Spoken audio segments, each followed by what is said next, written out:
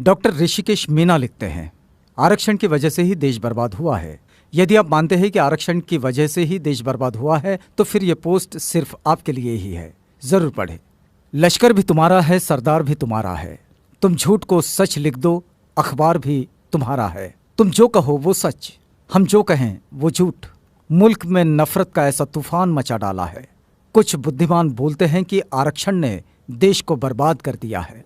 अब आप बताइए कि देश आज़ाद होने के बाद 14 व्यक्ति देश के राष्ट्रपति बने, उनमें से कितने आरक्षण वाले बने? 15 प्रधानमंत्री बने, उनमें से कितने आरक्षण वाले बने? 43 उच्चतम न्यायालय के मुख्य न्यायाधीश बने, कितने आरक्षण वाले बने? 19 मुख्य चुनाव आयुक्त बने, उनमें से कितने आरक्षण वाले बने? देश के जो बड़े घोटाले हुए उनमें कितने दलित घोटालेबाज हैं? बताएं जरा। आप बताइए, भारत देश में कितने दलित लोग ऐसे बड़े कारपोरेट घरानों के व्यवसायी हैं जो देश की अर्थव्यवस्था को प्रभावित कर सकते हैं? अब आप बताइए, देश को बर्बाद कौन कर रहा है?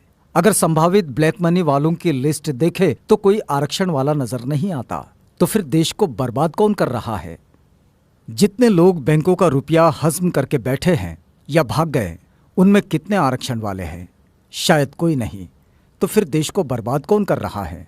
बड़े बड़े ठेकेदार जो सरकारी ठेके लेते हैं, रोड बनाते हैं, सरकारी बिल्डिंग्स बनाते हैं, उनमें कितने आरक्षण वाले हैं? तो जवाब मिलेगा 1 या 2%। तो फिर इस देश को बर्बाद आरक्षण कर रहा है या फिर मेरिट वाले?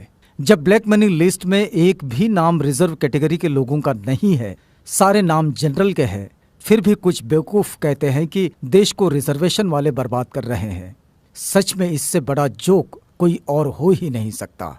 बोफोर्स तोप घोटाला, कॉमनवेल्थ घोटाला, आदर्श सोसाइटी घोटाला, सत्यम घोटाला, कालाधन घोटाला, स्टाम्प घोटाला, यूरिया घोटाला, चारा घोटाला, सुखराम टेलीकॉम घोटाला, शेयर घोटाला, चीनी घोटाला, बहुत लंबी सूची है इन घोटालों की।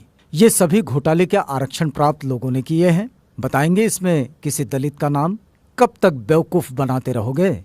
और हाँ, फिर भी हम लोग अपने हुनर और काबिलियत से थोड़ा सा आरक्षण का सहारा पाकर क्या कामयाब होने लगे? आपके पेट में मरोड़े उठने लगे?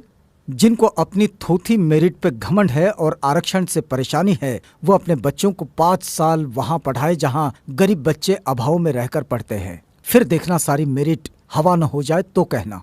और यदि कुछ तथाकथित उच्च वर्ग के लोग ये कहते हैं कि वो किसी से भेदभाव नहीं करते, तो उनसे एक ही सवाल है, क्या वो दलित परिवार से रोटी बेटी का रिश्ता करने को तैयार है?